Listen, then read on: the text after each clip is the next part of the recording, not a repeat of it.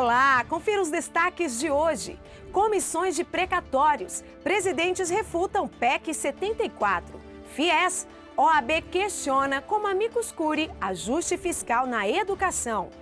Sessão plenária da OAB analisa PLs que altera Código de Processo Penal para fins de acusação. Conselho Pleno homenageia indicados ao CNJ.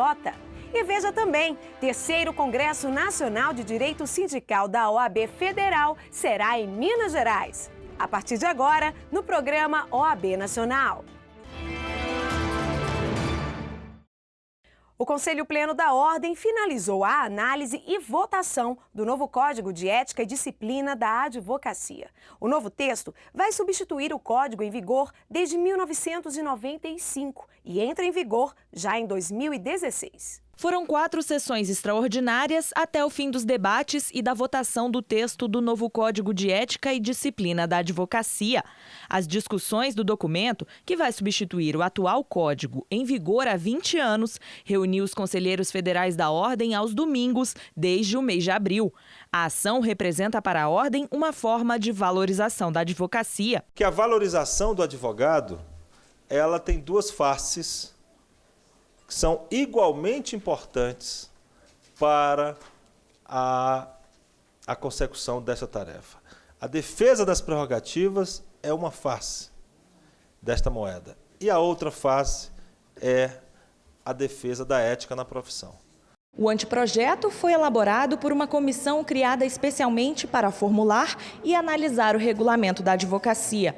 Antes de ir à votação, a proposta passou por audiência pública pela internet, pelas instituições e entidades da classe, com o objetivo de modernizar e atualizar o texto. No novo código são abordados temas como honorários, sigilo profissional, publicidade e advocacia pública. Na sessão em que o texto foi votado, o presidente da Ordem agradeceu a dedicação dos conselheiros. Os nomes de Vossas Excelências entraram na história, de uma vez por todas, na história da classe, porque Vossas Excelências, além de todas as contribuições que já fizeram e ainda irão fazer a esta valorosa classe, se dedicaram com afinco, doaram seus preciosos tempos, inclusive dos domingos, para esta consecução desta importante luta. Para marcar o mês do advogado, temos, portanto, a aprovação do Código de Ética, que é hora celebrado. Agora, o projeto será encaminhado para a redação final. Em seguida, as seccionais terão 180 dias para a adaptação dos regimentos internos antes da entrada em vigor do novo Código. A sessão plenária de agosto abordou também o projeto de lei do Senado que altera dispositivos do Código de Processo Penal relativos aos recursos no CPP. A proposta do projeto 402 de 2015 altera o dispositivo do Decreto-Lei 3.689 de 3 de outubro de 1941. Está sob a supervisão do relator da matéria e conselheiro federal da OAB, Antônio Ricardo Ascioli, da bancada de Pernambuco. Ele comentou sobre a participação da entidade no caso e disse que o projeto já está pronto para ser apreciado na Comissão de Constituição e Justiça e Cidadania, a CCJ. Tal projeto oferece as seguintes alterações. A mudança no Código de Processo Penal para viabilizar a decretação da prisão para crimes graves a partir do acórdão condenatório em segundo grau de jurisdição. Permitir ao apelante apresentar suas razões de apelação diretamente na instância recursal, reduzir o cabimento dos embargos infringentes e possibilitar a imposição de multa pela interposição de embargos de declaração protelatórios. A política criminal adotada pelo nosso país não pode e não deve se restringir à limitada discussão de que o direito criminal é o único e eficaz meio de realizá-la, em especial sob detrimento de respeito a direitos fundamentais dos cidadãos. Daí o motivo pelo qual deve o Estado resguardar tais direitos a qualquer tempo, em seus mais íntimos e intransponíveis direitos. E se ultrapassados os limites, perderá o direito penal legitimidade, levando-nos a tempos sombrios. Esta é a posição mesmo do relator, contrariando o projeto de lei, por considerar que, de fato, fere o princípio da presunção da inocência alguém ser recolhido, preso, em cumprimento da pena. Segundo o conselheiro federal do Rio Grande do Sul, Renato da Costa Figueira, a proposta é um absurdo. Projeto de lei, a meu sentir, ele é tão absurdo, para dizer pouco, que nem nem o atual Código de Processo Penal foi elaborado, como todos sabem, sob as luzes da época e os ventos do nazismo ou do fascismo. Tiveram a coragem de propor o que agora este famigerado projeto do Senado está a fazê-lo. No elenco da justificativa, como bem expôs o eminente relator, o projeto faz uma confusão. Ao elencar várias infrações penais, e todas elas na aparência de gravidade, se comete um absurdo jurídico quando hoje a jurisprudência, sobretudo do Supremo Tribunal Federal e de todos os tribunais deste país, tem entendido que a gravidade do crime ou da infração, genericamente, não pode ser causa de decretação de prisão preventiva, pois este decreto ou esta proposta comete este absurdo. No final, a plenária votou pela rejeição do projeto e que agora espera uma posição da CCJ.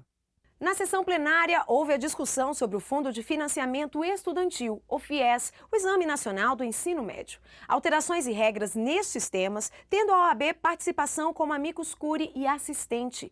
A entidade alega os direitos da Constituição, defendendo que as novas regras do FIES não podem atingir os contratos já estabelecidos. Contra o ajuste fiscal na educação. Essa foi a posição em plenária na Ordem dos Advogados do Brasil deste mês de agosto. Como amicus curiae, a entidade vai questionar as mudanças no programa de financiamento estudantil, além de assistente de uma ação que tramita na Justiça Federal do Estado de Mato Grosso e no Supremo Tribunal Federal. Não podemos contingenciar o futuro do Brasil. E isso vai não apenas na questão dos recursos do FIES, como e principalmente dos recursos para as universidades públicas no Brasil. As universidades públicas não podem ser sucateadas em nosso país. Elas têm que se manter como centro de excelência do Brasil. E precisamos fazer essa devida alerta, essa devida cobrança do governo federal para que não faça ajuste fiscal na educação, nem sonegando FIES aos estudantes, muito menos sucateando as universidades públicas de nosso país. O relator da matéria e conselheiro federal Maurício Gentil, da bancada de Sergipe, explica melhor o caso e diz que o assunto é de alta sensibilidade social. O governo, no início do ano, final do ano passado, editou decretos que modificaram as regras de acesso ao FIES. E no início desse ano, constatou-se que vários estudantes estavam tendo dificuldades de conseguir, por conta de travamentos do sistema, fazer as suas matrículas e também houve aplicação retroativa das novas regras instituídas de acesso, ou seja, estudantes que já tinham seus contratos firmados com base nas regras anteriores passaram a ter que se submeter a essas novas regras mais exigentes, com isso negando-lhes o acesso ao ensino, que é direito fundamental de todos e um dever do Estado brasileiro. O Conselho tem expectativa de prazo?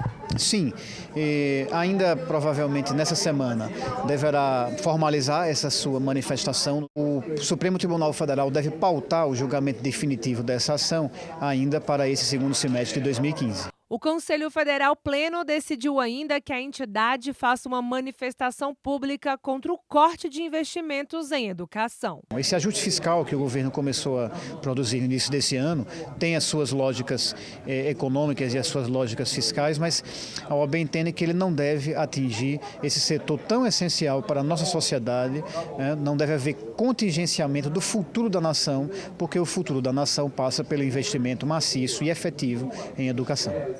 E depois do intervalo, comissões de precatórios. Presidentes refutam PEC 74. Conselho Pleno homenageia indicados ao CNJ. Voltamos em instantes.